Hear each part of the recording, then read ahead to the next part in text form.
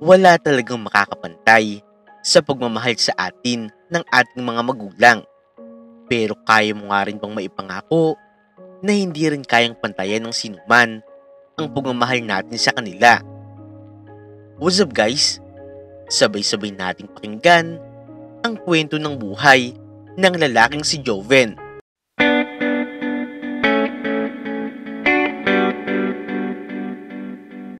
Si Joven ay lumaki sa isang payak na tahanan. Hindi marangya ang kanilang buhay, pero punong-puno ito ng pagmamahalan at pag-aaruga. Minsan, habang nagluluto ng hapunan ang kanyang nanay na si Aling Lucy, lumapit si Joven at humawak sa palda nito. "Nay, ano pong ulam natin ngayon?" Tanong ni Joven na mayroong ngiti sa kanyang mga labi. Ngumiti naman si Aling Lucy. "Anak, magugulay tayo ngayon. Gusto mo ba yon?" Sagot ng kanyang nanay habang inahalo ang mga gulay sa kawali. "Opo, Nay. Masarap naman po lagi ang luto niyo eh." Masaya namang tugon ni Joven. Nagtawanan ang mag-ina. Sumama si Joven sa kusina at tumulong sa pag-aayos ng mesa habang pinagmamasdan din niya ang kanyang nanay na masiglang nagluluto. "Joven, anak," sabi naman ng kanyang ama na si Mang Mario habang pinupunasan ang pawis sa kanyang noo matapos nga nitong maglinis sa labas ng kanilang bahay.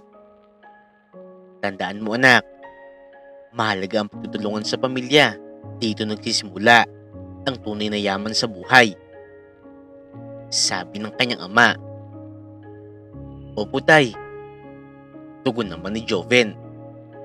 "Masaya po ako na tayo ay magkakasama kahit wala po tayong maraming pera. Tandaan mo rin anak, hindi sa yaman nasusukat ang kasiyahan, kung hindi sa kung paano tayo magmahalan at mag-alagaan." Dagdag pa ni Mang Mario.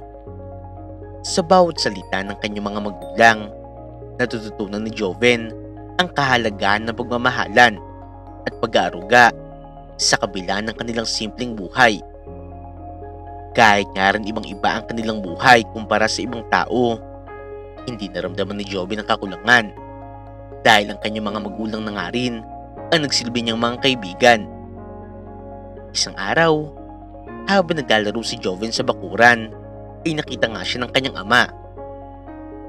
"Joven anak, bakit mag-isa ka lang dyan?" tanong ni Mang Mario habang lumapit at umupo sa kanyang tabi.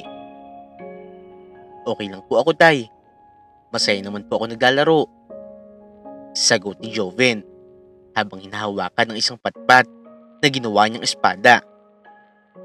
"Pero anak, wala ka bang gustong kalarong iba?"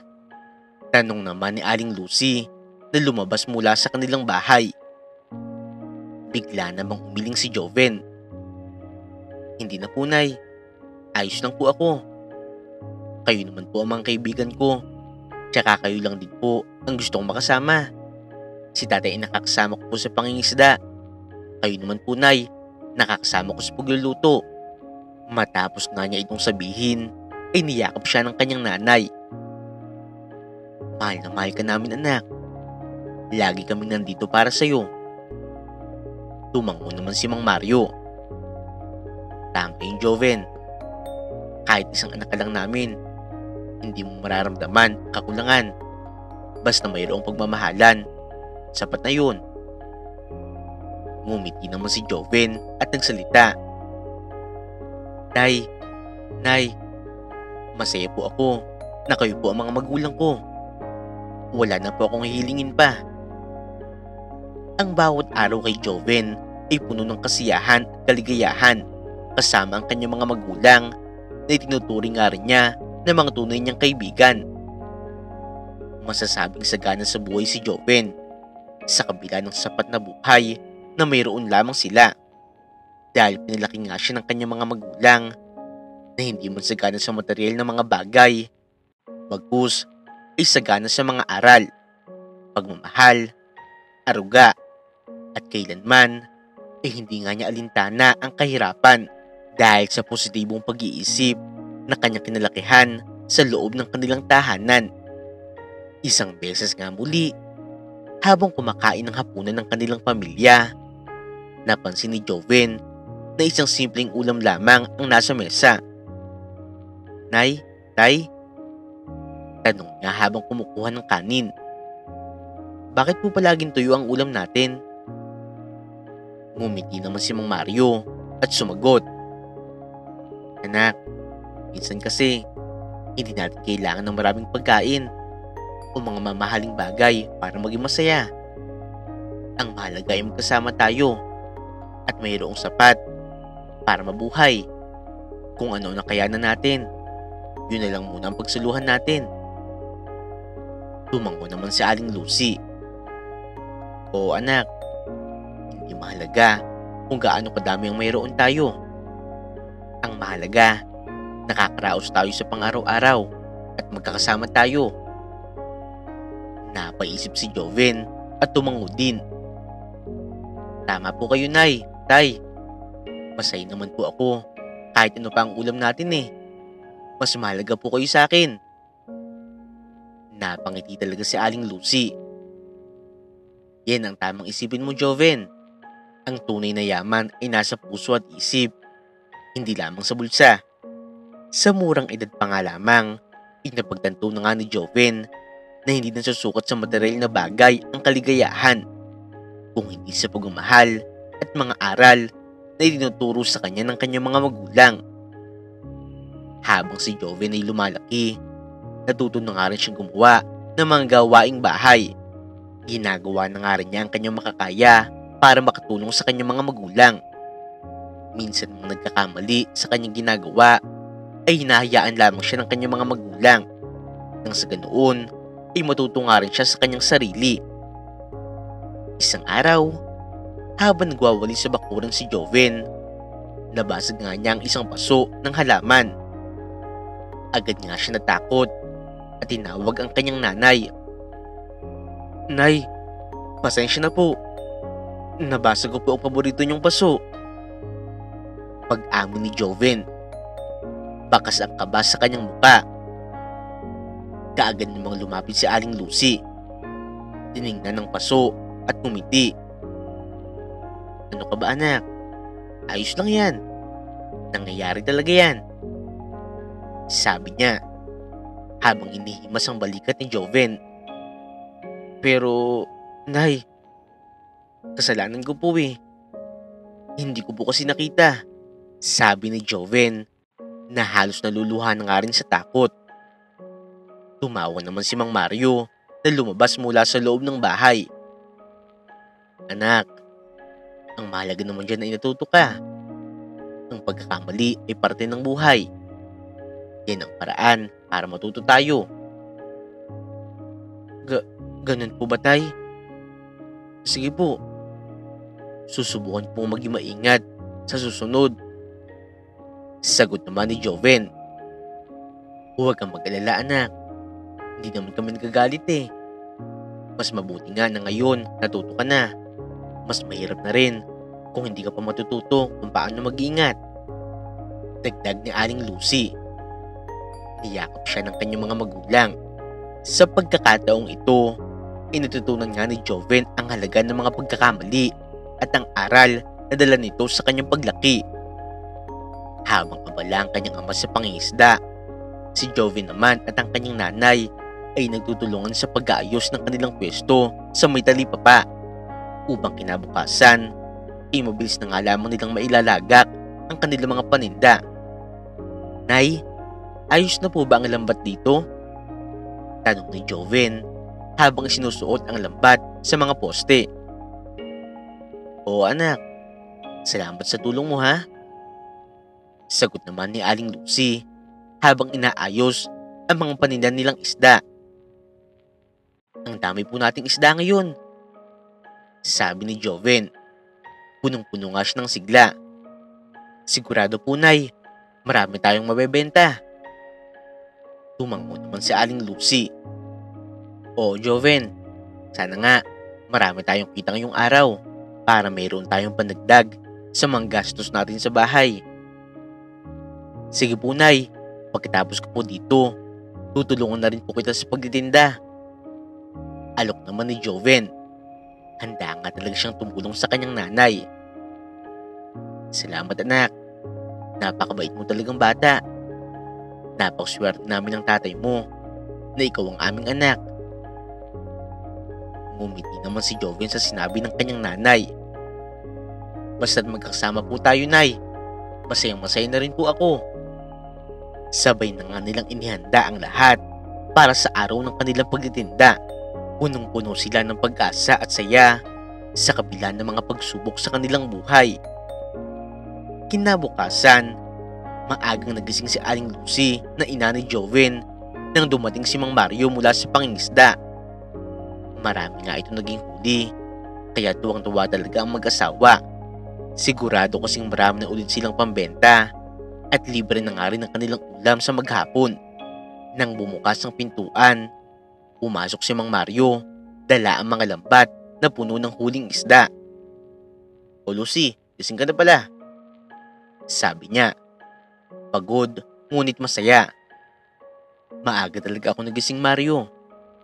Nag-aalala ako sa iyo eh," sagot ni Aling Lucy habang tinutulungan nga siyang dalhin ang mga huli sa loob ng bahay. "Tingnan mo ito oh. Marami tayong huli ngayon. Pwede na tayong magtinda ng marami bukas," sabi ni Mang Mario habang ipinapakita ang mga malalaking isda. Tuwang-tuwa talaga dito si Aling Lucy. "Salamat naman sa Diyos. Marami ulit tayong maibebenta at mayroon na rin tayong ulam sa maghapon." "Joven!" Tawag naman ni Mang Mario sa kanyang anak na sa mga oras na yun ay tulog pa. "Gising na anak. Marami tayong huli ngayon." Kaagad namang gumising si Joven at agad na bumangon.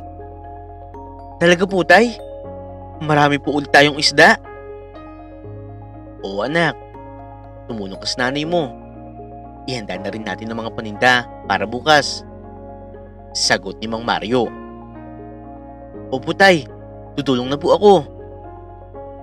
Masayang nagpasalamat ng pamilya sa kanilang mga biyaya. Kitang-kita nga talaga sa kanila na nagtutulungan talaga sila para sa kanilang kinabukasan. Habang naglalako nga rin sa talipapa, abala sila Joven at ang kanyang mga magulang sa pagtinda ng mga sariwang isda. Nilalapitan nga sila ng kanilang mga suki at mga mamimili. "Aba, maganda ang isda nyo ngayon ha. 3 kilong galunggong po, Nay Lucy," sabi ng isang suki habang pumipili ng isda sa kanilang pwesto. "O sige po, eto po, sariwang-sariwa pa," sabi ni Aling Lucy habang inaabot ang mga isda, at si Joven naman ay abala sa pagkuha ng bayad.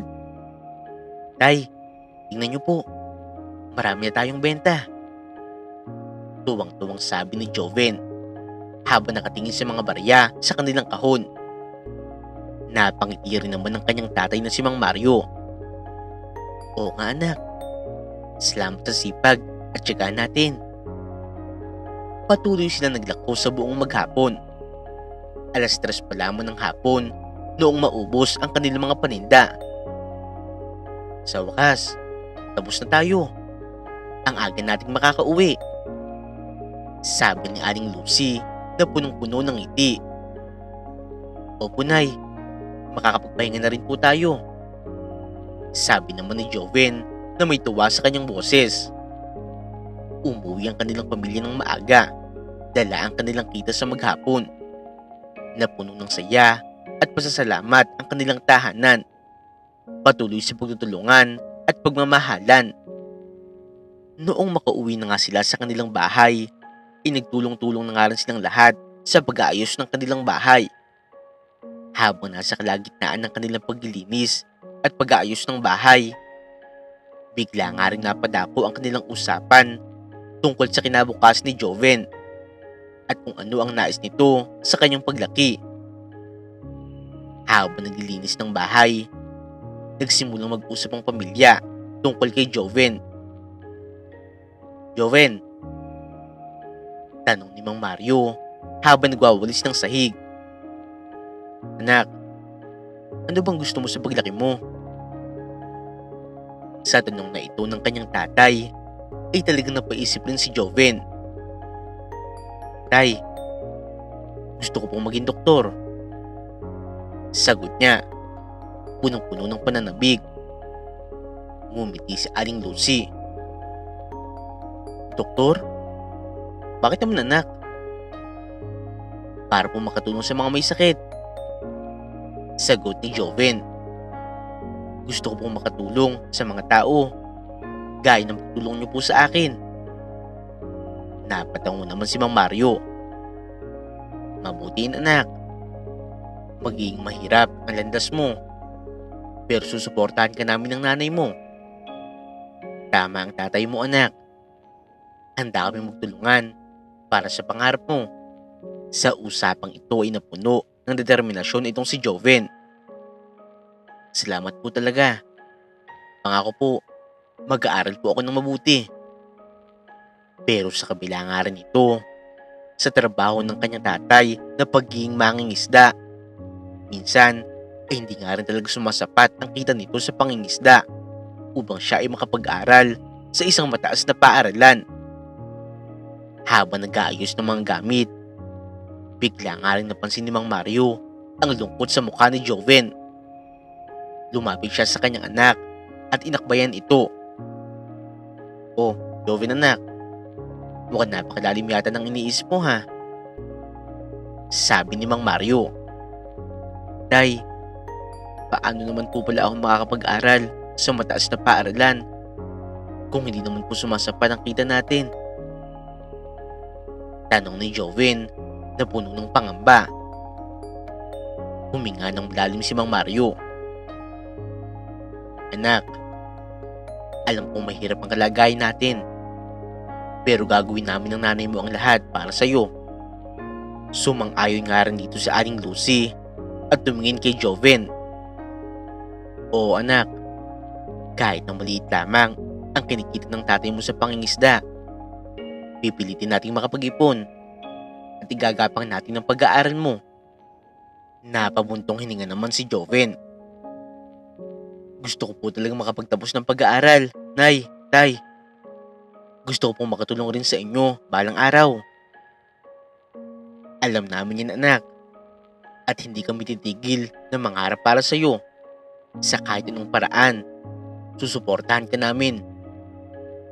Pero sa kabila ng mga pagsisikap ni Joven, ay tila hindi pa nga rin ito sapat upang makapagtapos siya sa kanyang pag-aaral sa kolehiyo.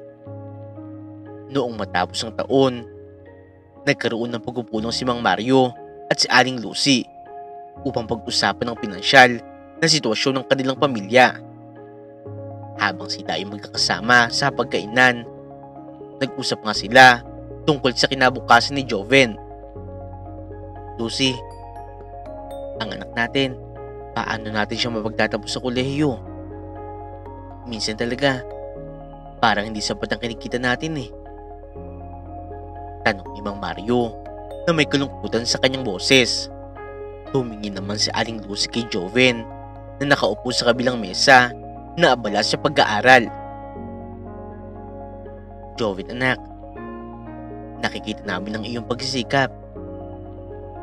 Pero sa ngayon, sa totoo lang, nag-aalala kami na baka hindi ito sapat para makapag-aral ka sa kolehiyo. Ngumiti si Joven kahit na mayroong pag-aalala sa kanyang mga mata. Nay, Tay, naiintindihan ko po. Hindi po ninyo kailangan mag-alala. Gagawin ko po ang lahat ng aking makakaya. Huwag ka rin mag-alala anak. Gagawin namin ang lahat para masuportahan ka. Ngayon pa lamang talaga, nag-iipon na kami ng kahit magkano para sa pag-aaral mo. Nasaksihan nga talaga ni Joven ang hirap ng kanyang mga magulang sa paghahanap buhay, kaya't para nga rin makatulong. Napagpasyahan nga rin niya magtrabaho ng part-time upang makatulong sa kanilang gastusin.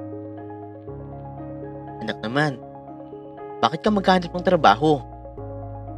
Tanong ni Aling Lucy noong makita ang kanyang anak na nagbabalak maghanap ng karagdagang pagkakakitaan. Nay, gusto ko makatulong sa gastusin natin. Alam ko naman po na hindi na rin sapat ang kita ni tatay sa pangingisda. Sagot ni Joven. Determinado nga talaga siyang magtrabaho. Tama ka naman dyan, anak. Pero ano namang trabaho ang balak mong pasukin? Tanong ni Mang Mario. Naghahanap ako ng trabaho sa isang kainan sa bayan. Ayon po sa kanila, kailangan po nila ng part-time waiter. Sagot ni Joven. Kung yun talaga ang makakatulong sa atin at kung gusto mo talaga yung gawin, susuportahan ka na lang namin. Pero huwag mong kakalimutan ng pag-aaral mo, ha? I-balance mo ang oras mo. Sabi naman ni Aling Lucy. Opo, huwag po kayong mag-alala. Bibigyan ko naman po ng sapat na oras ang pag-aaral ko. Sabi naman ni Joven. Nagtrabaho si Joven sa kainan sa bayan. Naging abala nga talaga siya sa kanyang bagong trabahong ito. Kahit pagod, patuloy niyang tinutulungan ng kanyang pamilya at pinipilit na magtagumpay sa kanyang pag-aaral.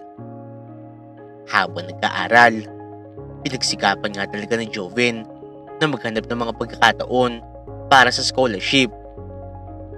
Nakaupo siya sa kanyang mesa, abala sa pag-check ng mga online na aplikasyon. Nga pala, Nay, Tay, maghahanap po ako ng mga scholarship na pwede ko pong applyan. Sabi ni Joven. Hindi nga siya makapaghintay na ipaalam sa kanyang mga magulang ang kanyang plano. Maganda nga yun, anak. Sigurado namang makakahanap ka. Sagot ng kanyang tatay, nakakabalik lamang mula sa pangingisda. Isang araw nga, ay hindi akalain ni Joven na darating na pala sa kanya ang isang mensahe na kanyang pinakahihintay. Noong makuha na nga ni Joven ang liham ng foundation na nagbigay sa kanya ng scholarship, hindi talaga niya mapigilan ang kanyang saya. Kaagad siyang umuwi sa kanilang bahay, dala ang liham. Nay! Tay! Ito na po yun! Napili po ako na maging scholar! Sabi ni Joven. Malapit nang magpatak ang luha sa sobrang kasiyahan. Nagkatingin na naman sila Mang Mario at Aling Lucy. Punong-puno nga rin sila ng kasiyahan. Talaga ba, anak? Tanong ni Aling Lucy na halos hindi makapaniwala. Opo, Nay. Nakatanggap ako ng scholarship mula sa foundation na tumutulong sa mga estudyante. Sagot naman ni Joven habang ipinapakita ang liham na ito. Salamat naman sa Diyos. Isa itong malaking tulong para sa pag-aaral mo. Sigaw ni Mang Mario habang yakap-yakap si Joven. Tama po, Tay. Ngayon po, mas lalo po nating makakayanan to. Sagot ni Joven habang niyayakap ang kanyang mga magulang. Isa kang inspirasyon para sa amin, anak. Maging mabuti ka sa pag-aaral mo, ha? Pagbutihan mo yan. Sabi ni Aling Lucy na umiiyak na nga rin sa saya. Masayang nagdiwang ang kanilang pamilya. Alam nilang malaking hakbang ito para sa kinabukasan ni Joven. At siya ay naging mas determinado na ipagpatuloy ang kanyang pangarap. Tuloy-tuloy si Joven sa kanyang pag-aaral at part-time na trabaho. Pinagsisikapan niyang balansehin ang kanyang oras at kahit nag-aaral pa nga lamang siya, ginagawa nga rin niya ang kanyang lahat ng makakaya para patuloy pa rin makatulong sa kanyang mga magulang. Hindi man niya naituloy ang kanyang pangarap na maging isang doktor. Masaya na nga rin siya dahil maganda naman ang kurso na kanyang tinatahak ngayon bilang isang engineering student. At makalipas nga rin ng mga taon, sa wakas ay natapos na nga rin ni Joven ang kanyang pag-aaral. Masayang-masaya talaga ang kanyang nanay at tatay, lalo na at siya ay naging summa cum laude pa. Sa araw nga ng pagtatapos ni Joven, ang kanyang mga magulang ay nagpunta pa sa kanilang universidad para ipagdiwang ang kanyang tagumpay. Ang mga mata ni Aling Lucy at Mang Mario ay puno ng saya habang tinatanggap ni Joven ang kanyang diploma. Joven anak, ang saya-saya namin. Summa cum laude ka pa. Grabe talaga. Ang galing mo anak. Ipinagmamalaki ka talaga namin. Sabi ni Aling Lucy na hindi nga rin napigilan ang pag-iyak sa sobrang tuwa. Salamat po sa inyo, Nay, Tay. Hindi ko po ito magagawa kung wala po ang suporta nyo. Sagot ni Joven. Alam mo anak, ang hirap ng pagtrabaho at pag-iipon para sa pag-aaral mo. Pero ang lahat na ito, sulit na sulit. Sulit na sulit ang lahat ng pagod namin. Salamat talaga anak. Sabi ni Mang Mario na napapaluhan na nga rin sa sobrang kasiyahan. Ito rin po ay tagumpay nyo. Kayo po ang nagbigay sa akin ng lakas at inspirasyon. Hindi nga rin nagtagal, naging lisensyadong engineer na nga rin itong si Joven. Isang araw, nakatanggap nga siya ng tawag mula sa isang tanyag na kumpanya sa malaking lungsod na nais nga siyang doon magtrabaho. Agad na nga rin niya sinunggaban ang pagkakataong yun sa pag-asang yun na nga rin ang makakatulong sa kanilang pamilya. Habang si Joven ay nasa kanyang maliit na apartment, tumunog ang kanyang telepono at hindi nga niya akalain na ito ay isang tawag mula sa isang kumpanya. Hello, Mr. Joven? Ito po si Mr. Reyes mula sa ABC Corporation. Nais po namin kayong imbitahan para sa isang final interview para sa posisyon na senior manager ng aming kumpanya. Sabi nga kay Joven nang tumawag. Talaga po? Salamat po. Masaya po akong malaman to. Sagot ni Joven. Halos hindi nga rin siya makapaniwala sa magandang balitang ito. Next week po gaganapin ang interview na ito. Umaasa po kami makakarating kayo. Dagdag pa ni Mr. Reyes. Sigurado po ako. Pupunta po ako. Sana po maging maayos ang interview. Sagot naman ni Joven na puno ng pag-asa. Pagkatapos nga ng tawag, agad na nagplano si Joven sa pagpunta sa lungsod. Nay, Tay, may magandang balita po ako. Nakatanggap po ako ng imbitasyon para sa isang final interview sa lungsod. Sana po talaga makaya ko to. Talaga anak? Ang saya namin para sa'yo. Kayang-kaya mo yan. Sagot ni Aling Lucy at sabik na niyakap si Joven. Gaya na nga rin ang inaasahan ni Joven ay naging maayos ang interview yun. Nagtagumpay nga siyang matanggap sa trabahong yun. At mula nga rin doon, inalayo na nga rin siya sa kanyang mga magulang dahil nanirahan nga siya sa lungsod. Nagdaan ng mga buwan at taon. Paganda naman ang naging takbo ng karera ni Joven. Madalas nga rin siya nagpapadala sa kanyang mga magulang. Hanggang sa isang araw, may nakilala nga siyang isang babae na kanyang labis na nagustuhan. Sa isang social event, inakilala ni Joven si Mary. Isang maganda at matalino na babae na agad nga rin niya nagustuhan. Sila ay nagkakilala at nagkaroon ng magandang usapan. Hey Joven, mukhang napaka-busy mo sa trabaho mo ah. Ano bang ginagawa mo? Tanong ni Mary habang nakangiti. Hi Mary. Oo, medyo busy talaga sa trabaho ko eh. Pero natutuwa ako na makilala ka.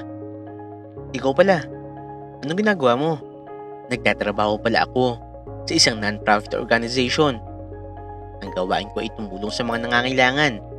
Kaya nga rin ako nandito eh. Sa trabaho ko kasi, medyo busy din talaga. Kaya napagtanto ko, minsan talaga, kinakailangan din ng oras para sa sarili. Sagot ni Mary. Wow, sounds wonderful. Baka pwede tayong mag-coffee kung may pagkakataon. Gusto ko pa sana makilala ka ng mabuti.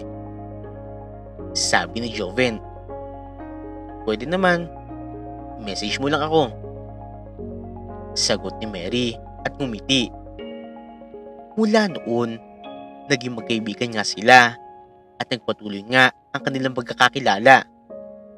Si Joven ay naging seryoso sa kanyang nararamdaman para kay Mary. Pero kinakailangan nga niyang tiyakin na magiging sapat siya para sa kanya.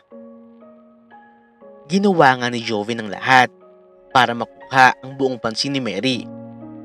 Pero tila mayroong nakaharang sa kanilang pagitan at hindi nga niya makuha ang buong pansin ng dalaga. Dahil na rin sa mas mataas ito sa kanya. Kaya naman, mas nagsumikap pa nga talaga si Joven.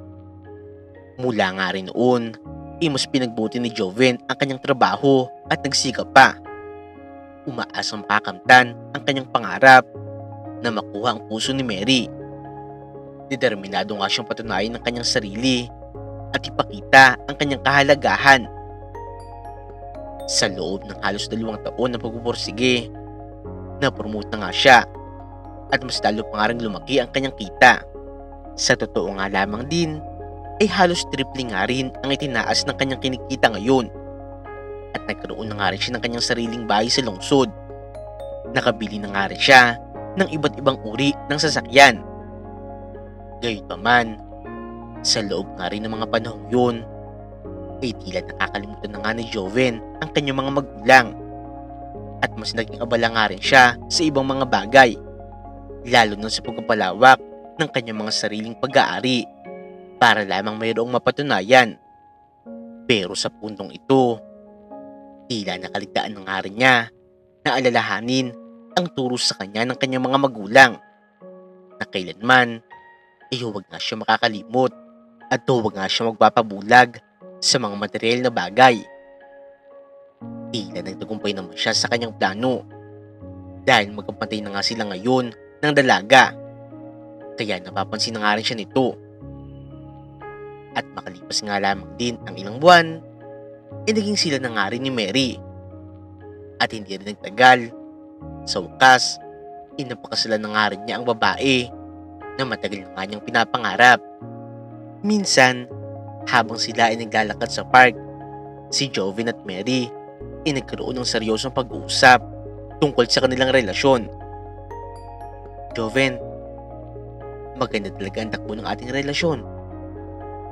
Nakakita ako ng seryosong hinaharap para sa atin. Oo, Mary, ngayon magkapantay na tayo. Gusto ko sanang ipakita sa iyo ang seryosong intensyon ko. Makaraan nga ang halos 1 taon na kanilang pag-iibigan, nagplano si Joven ng isang espesyal na proposal para sa isang romantikong dinner. Mary, gusto kong makasama ka habang buhay. Ikaw ang aking pangarap. Gusto kitang pakasalan. Sabi ni Joven habang ipinapakita ang singsing kay Mary. Oh, Joven. Yes. I will marry you. Papakasalan kita. Sagot ni Mary habang dumadaloy ang luha sa kanyang mga mata. Ang kasal ni Joven at Mary ay isang masayang selebrasyon na puno ng pag-ibig at suporta mula sa kanilang mga kaibigan at pamilya. Pero sa kanilang naging kasal, bukod tanging si Joven lamang ang walang kasamang magulang o kamag-anak. Dahil paging sa kanyang kasal, ay tila nakalimutan nga rin niya ang kanyang mga magulang. May mga pagkakataon na tinatanong siya ng kanyang asawang si Mary patungkol sa kanyang mga magulang. Joven, di ba buhay pa naman ang mga magulang mo? Pero ni minsan, hindi ko sila nakilala ng personal. Kumusta na ba sila? Kailan ba kayo huling nagkita? Tanong ni Mary na mayroong pagtataka. Mary, gaya ng sabi ko sa iyo noon, nasa malayong lugar ang pamilya ko at abala rin sila sa kanilang sariling buhay. Matagal na rin talaga noong huli kami nagkita. pero okay naman sila. Nakakasigurado ako, okay na okay lang sila. Sagot ni Joven habang abala sa pagkain. Pero ang katotohanan ay magkaibang magkaiba. Ang mga magulang ni Joven ay nag-aalala talaga sa kanya at nalulumbay dahil ilang taon na nga rin siyang hindi dumadalaw. Sa kanilang maliit na tahanan sa probinsya, si Aling Lucy at Mang Mario ay palagi nag-aabang ng balita mula kay Joven. Lucy, ang anak natin, bakit kaya hindi natin siya naririnig? Ang tagal-tagal natin naghihintay para sa kanya, pero wala pa rin siya. Tanong ni Mang Mario na nagmamasid sa kalsada. Ito na nga rin ang kanilang nakagawian sa bawat araw. Naghihintay sila sa muling pagbalik ni Joven. Miss na miss ko na rin ang anak natin. Sana talaga makadalo man lang siya. Matanda na tayo at ang anak natin tila nakalimutan na tayo. Sagot na Aling Lucy at umiiyak ng tahimik. Ang pagkakalayo at hindi pagkakaalam ng kanilang kalagayan ay nagbigay sa kanila ng labis na lungkot at pangungulila. Isang araw, habang nasa kalsada ang mag-asawa para mamili ng mga gamit para sa kanilang magiging anak na ngayon ay pinagbubuntis na nga ni Mary, mayroon ngang isang pulubing babae ang muntik na nga mahagip ng sasakyan na nasa unahan nila. At napatumba nga ito. Dali-dali namang sinabi ni Mary na itigil ang kotse at tulungan nga nila ang babaeng pulubi. Joven, tingnan mo. Yung babae sa kalsada. Mukhang nasaktan ata. Grabe talaga yung kotse ngayon, no? Hindi mo lang tumigil. Tara, tayo na lang ang tumulong. Sabi ni Mary. Nag-aalala nga siya para sa babaeng pulubi. Mabilis na huminto si Joven at Mary sa tabi ng kalsada. Lumabas nga sila sa kanilang kotse at nagbadali para tumulong sa matanda na nasa lupa. Ma'am, okay ka lang po ba? Kailangan mo po bang pumunta sa ospital? Tanong ni Joven habang tumutulong sa matandang babae na umupo. Salamat anak. Sabi ng matanda. May sakit sa boses, ngunit mayroong pagkakakilala sa mga mata.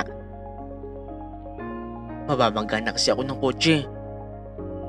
Pero mabuti na lang, nakaiwas ako agad. Mabuti na lang, nandito kayo.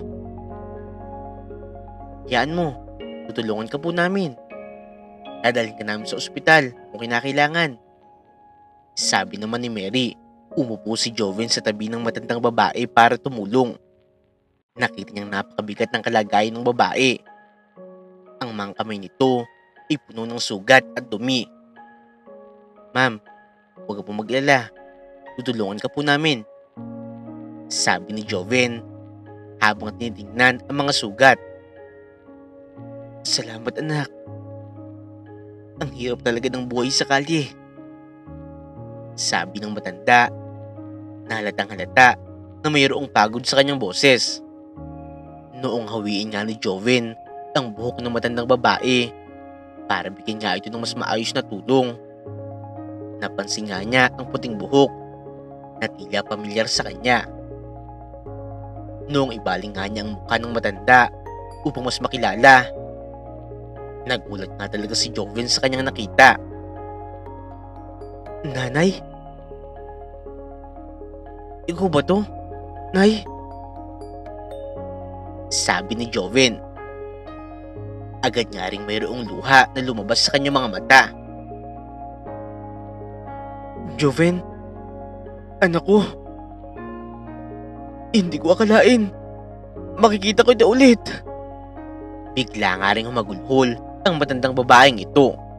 Napaiyak na nga lamang din si Joven sa kaawa-awang sinapit ng kanyang nanay sa magulong mundo sa syudad. Hindi nga niya lubos sa kalain na sa ganitong sitwasyon nga niya makikita ang kanyang mga magulang. Kaagad na nga rin ang ipinaliwanag kay Mary kung sino nga ba ang matandang babaeng ito. Tuwang-tuwa nga rin si Joven noong malaman sa kanyang nanay na kasama nga rin ito ang kanyang tatay at ngayon ay nasa ilalim nga ito ng tulay. Joven, kailangan nating dalhin sila sa bahay natin. Masyadong mahirap ang kanilang kalagayan. Kawawa naman sila. Sabi ni Mary na lubos nga rin nag-aalala. Oo Mary, isasama natin sila. Pero si tatay, hanapin ko muna siya. Nasa ilalim daw siya ng tulay. Pagdating nga nila sa ilalim ng tulay, nakita nila si Mang Mario na nasa wheelchair, nanginginig sa lamig at tila nawawala ng lakas. Tay, ikaw po ba yan? Tanong ni Joven. Naluluha nga siyang tinulungan ng kanyang tatay. Anak, sa wakas, nakita ka na namin. Napakatagal naming naglakbay para makita ka. Noong nasa probinsya kami, araw-araw kami nag-aalala para sa iyo. Sa wakas, nandito ka na. Napakahirap pala ng buhay dito. Nag-aalala kami para sa iyo, anak. Sagot ni Mang Mario. Ang dami po pala ng pinagdaanan nyo. Patawad po talaga. Wala po akong kalam-alam. Ganito na po pala ang nangyayari sa inyo. Nalaman nga nila na nagkasakit si Mang Mario at naapektuhan niya ang kanyang paglalakad. Gaganyang isinama ng mag-asawa ang mga magulang ni Joven sa kanilang bahay. Nay, tay, pasensya na po talaga.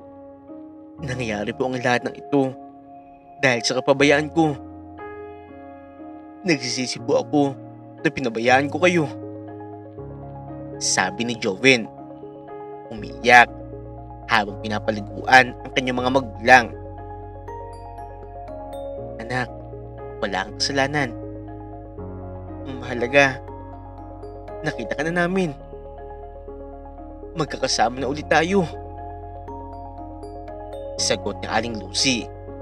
Matapos nga rin ito, ay dinala na nga rin ni Joven ang kanyang mga magulang sa ospital. Ipinatingin na nga niya ang mga ito sa doktor dahil labis nga siya nag-aalala para sa mga ito, lalo na mayroong malubhang karamdaman ang kanyang ama. Dok, kailangan po namin ng tulong nyo.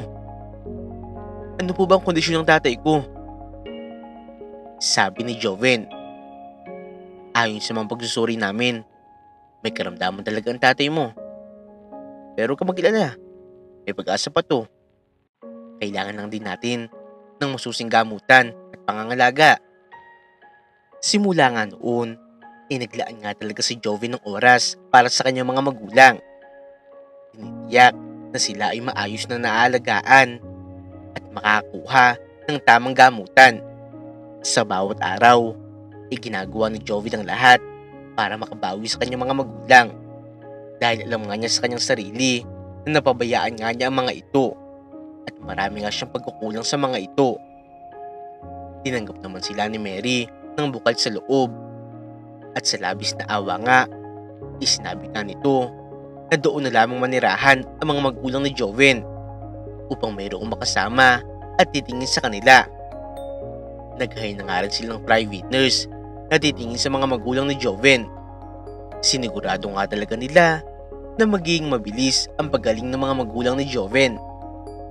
Masayang-masaya nga rin talaga ang mga magulang ni Joven noong makilala si Mary. Hindi nga kasi nila akalain na mayroon na palang asawa ang kanilang anak at magkakaroon na nga rin sila ng apo. Makalipas lamang din ng ilang taon, ay gumaling na nga rin si Mang Mario at nakakalakad na nga rin ito ng maayos. Namuhay na nga sila ngayon ng magkakasama at masaya sila, lalo na ngayon nakapiling na nga nila ang kanilang apo. Bumawi nga si Joven sa kanyang mga magulang at bawat sandali ay pinahalagahan niya para maipadama sa mga ito ang kanyang pagsisisi sa mga pagkukulang niya noon. Anak, salamat sa lahat ha. Hindi namin nakalain makakabalik pa kami sa ganitong buhay. Sabi ng nanay ni Joven. Tuwang-tuwa nga ito dahil magaan na nga ang kanilang buhay ngayon. Nay, Tay, masaya po ako makita na masaya kayo. Sorry po talaga sa nagawa ko noon. Pero ngayon, hindi ko na po inuulitin. Hindi ko na po hayaan na magkahiwalay pa tayo ngayon. Gagawin ko po ang lahat para mapasaya kayo araw-araw. Ang kanilang pamilya ay namuhay ng masaya.